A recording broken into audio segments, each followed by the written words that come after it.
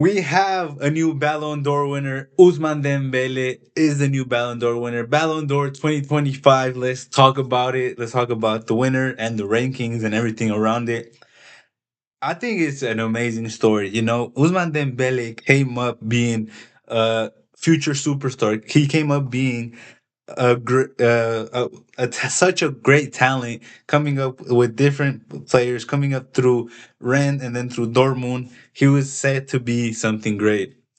And then he went to Barca and injuries on injuries on injuries on critiques at Barca, and his career was going downwards.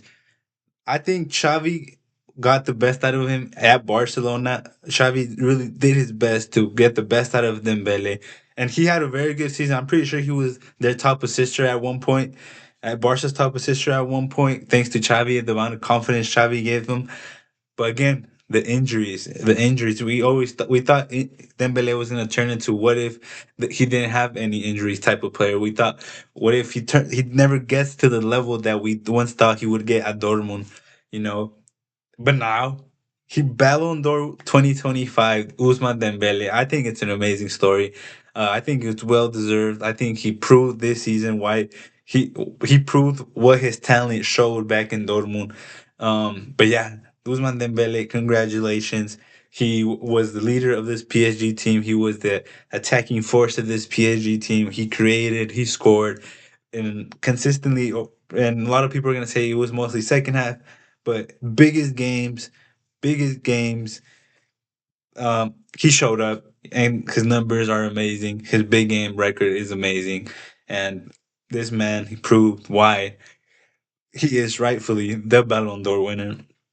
Let's talk about Lamine Yamal, who came in second. I'm gonna be honest, I didn't think he would come second. I think he'd be third or fourth. But once again, the PR. Don't get me wrong, he's an amazing player. But when you think about the likes of Rafinha being, I rate. I'm not the biggest fan of Rafinha, but his numbers are extraordinary, and the big games that he came up and scored with it and scored and or assisted is just enormous. Just off the top of my head, he's the one that had scored the winner for Barca against Inter.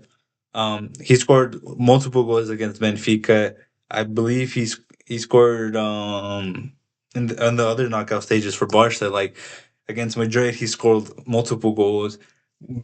Rafinha was Barcelona's big game player this season, but you know, I guess they wanted to push Lamine a bit more. He had amazing performances as well. But in my head, I was thinking Rafinha's numbers are crazy, and his big games were amazing.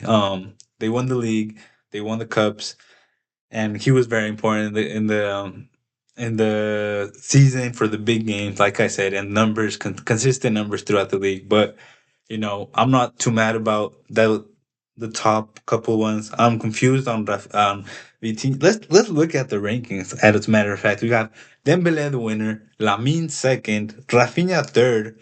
Who look, he was amazing. He was top two midfielders last season, but above Salah, above Rafinha, I don't know about that. You know, then we have Hakimi was sixth, and Hakimi was amazing this season. He would start every game. He was the right back, but you would see him score from striker positions. You would see him in right wing positions.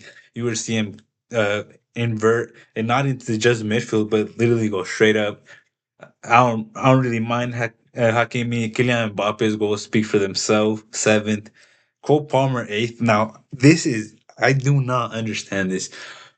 I genuinely don't understand how Palmer is eighth above the likes of uh, Nuno Mendes, Pedri, Donnarumma, Kvaratskhelia, Harry Kane, Due. I don't understand how he's above him. He had a pretty slow second half of the season. And yes, he had an amazing final against Betis, and he had a very good Club World Cup and an amazing final against PSG and at the Club World Cup. But saying he had a better season than Nuno Mendes, saying that Cole Palmer had a better season than Pedri, saying he had a better season than Harry Kane, than Kvaratskhelia, I think I think it's crazy to me. He's an amazing player. Don't get me wrong. He might be in the top 10, top 15 like players by itself. But Ballon d'Or is based on who had the better season, which player was the best during this specific season. And let's be honest, Cole Palmer was not better than most of the players I just named. That was crazy to me. Donnarumma, goalkeeper in top 10. I don't know. He was good, I guess. Um, but yeah, like I said, Nuno Mendes, Pedri being below Cole Palmer is crazy to me. Then you have the likes of you like look, I'm looking at it, right? He's above Lewandowski had a very good season, consistent season. He was there. Scott McTominay is about above João Neves, who I guess is debatable, right? Scott McTominay was Serie A winner and Serie A man of the season, I guess, which we'll give it to them. But just some of these, like Dumfries above Haaland, I don't think how is Dumfries above Haaland?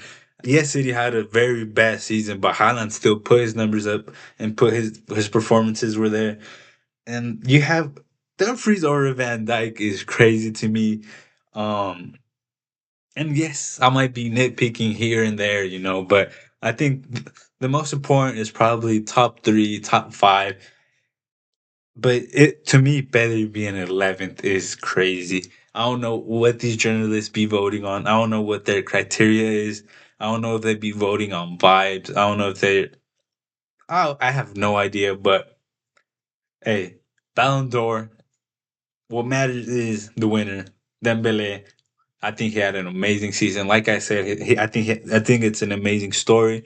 Going through such a bad patch at Barca with injuries, and even the first couple of months at PSG, and the first couple, his first couple of moments in PSG, injuries again. People were doubting PSG buying him, but Luis Enrique putting him centrally just turned some, uh, turned something in him that made him so good, so important.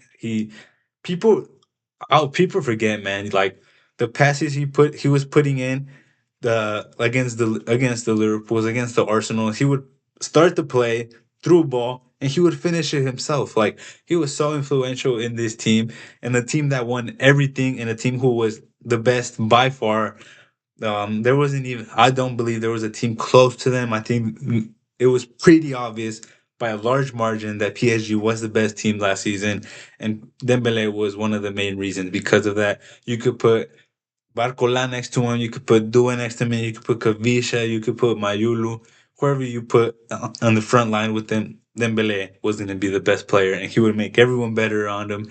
He scored goals, he assisted, he had big games. His pressing, his mentality. I think he's well deserved winner.